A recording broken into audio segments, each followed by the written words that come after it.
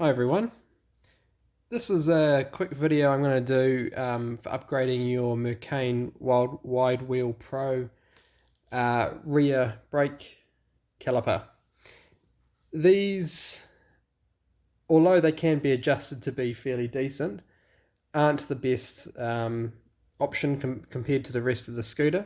The rest of the scooter's been made really well, but these calipers tend to go out of adjustment relatively quickly. Um, the the brake pads wear down pretty quickly, and you just find yourself always having to adjust these. One of the common upgrades is to upgrade the caliper to a X-Tech Zoom brake, which I have here. So that's what I'm going to do as part of this video. Um, these standard calipers are fully wire based, so they're based mechanical is the word I'm looking for. So pulling the brake will mechanically push a pad against the disc, which then pushes jams the disc between a stationary pad on the back and the pad that's moved in. It slightly deflects the pad inwards, and that's what creates the braking motion. These X-Tech brakes, although they're cable operators, so they're mechanical up to this point, actually inside they're hydraulic, which also means that instead of just one pad acting, you've actually got two pads on either side, and they both clamp in equally. So I've heard great things about them, and it should just be a straight swap. I bought this off Amazon. This shipped from the States to New Zealand in just over a week. I'll post a link in the description below for where you can buy it yourself. But the critical thing that when you're placing the order is that you buy a front brake, and that's because of this bracket here. The X-Tech rear bracket, it looks quite different, and they won't fit this. So if you buy the X-Tech front brake, which will fit the Mercane WideWheel back brake.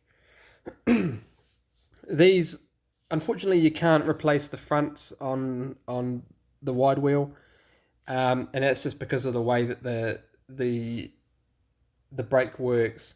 So in this case, the wire from the brake lever comes in here, and then it pulls that, which activates the brake.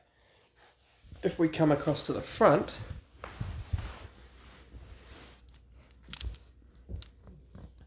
it would pull the wrong way. So on this one, it pulls upwards, which activates the brake, which would mean that this would need to be in the wrong way around. The wheel gets in the way, and it wouldn't work. So unfortunately, we're stuck with only having it on the back, but that's better than nothing. So first step is just to remove the old caliper.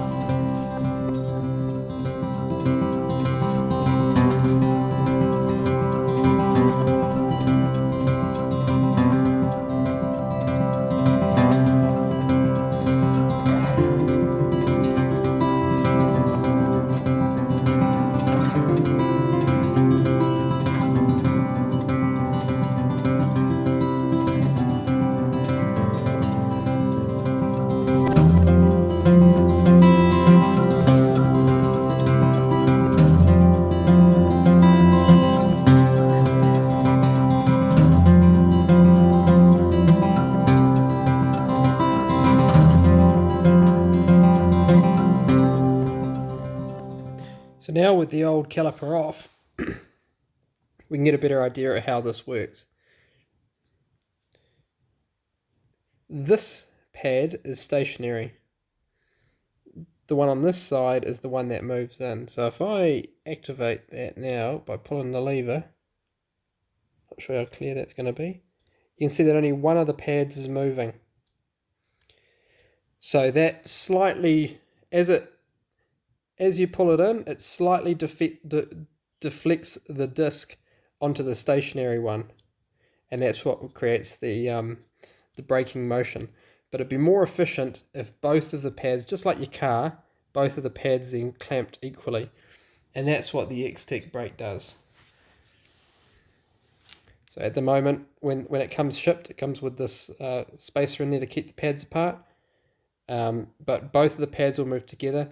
And one thing that you'll notice straight away too is that the pads in the X-Tech are significantly longer. Basically, they're the length of the yellow spacer bit, whereas on the stock one, they're tiny little round things. So there's a lot more contact with the disc as well, which will make things a lot better. Right, fitting the new brake. We've got the mount here, which actually slides left and right a little bit, and that'll give us perfect adjustment and alignment on the disc once it's on. So I'm going to leave that loose at the moment. The pack also comes with 4 of these screws, if you get it from the place that I've linked below. So I'm going to use those so they fit nicely through the holes. I'm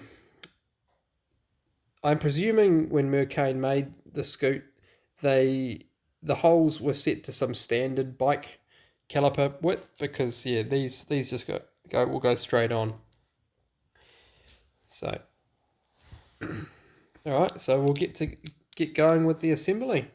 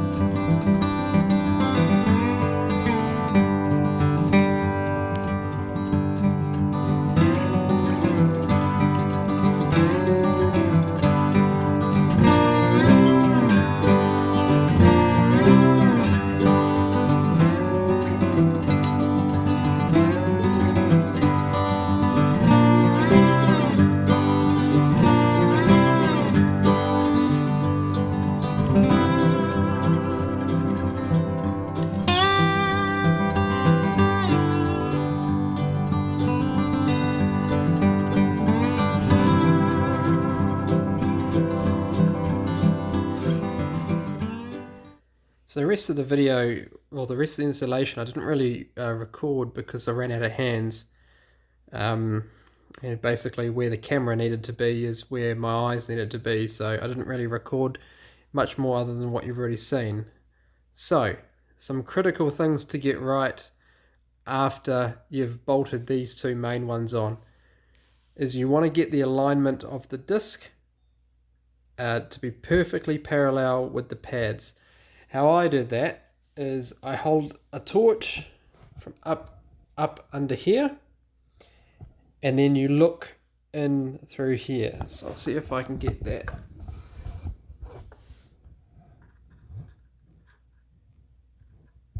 It's a bit difficult, but you can see at the top of the disc,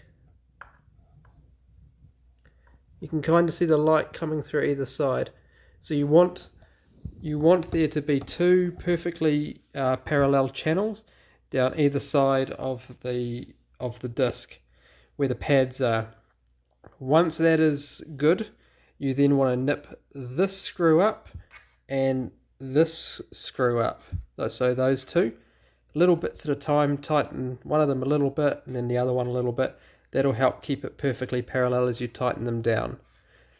Once they're done, so to check, once it's in place, you can spin the wheel, make sure you can't hear anything rubbing. Once those are set, you then feed the cable through. Well, as you notice, I fed the cable on first, but then you want to put it into the slot through there and tighten it down. On the original Mercane, on the original WideWheel brake, the recommendation is that you never adjust the cable. You don't do your adjustment on here. So this is what the wire would pull. You don't sort of set it to a little bit and then tighten it down. On these ones, you wanted to set them in the resting position and then adjust with the Allen key through there. The X-Tech ones are a little bit different because these have two pads moving equally. What I adjusted, you can either use the adjuster here, so twist that, and that will make slight adjustments on this.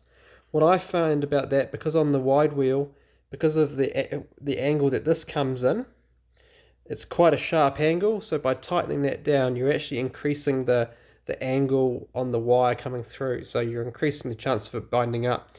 So what I actually did was I've pulled this one forward and locked it down to the point that the handle feels good. I understand that is not, like I said, that is not the recommendation for the original brakes, but we're not using those anymore, so that's done. Other than that, it's a usual sort of adjustment. You bind it up, or you tighten this up, pull that forward, tighten it down, and keep spinning the wheel. If you're hearing anything, hearing the brake disc make contact with the pads, then you either want to loosen it off or double check your alignment to make sure it's perfectly parallel. I've taken it for a quick spin and it's solid as. It's really good. It's a significant improvement over the existing brakes. It's a lot more gentle.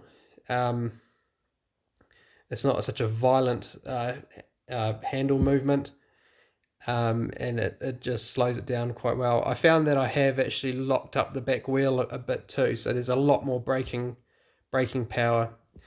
I've seen online that some people like to sand these down. So this is the mounting bracket that the brake actually mounts on. They take about 1 millimeter off, and what that does is it means that more of the pad is in contact with the disc. You can do that, but there is still more pad making contact with the disc compared to the original one.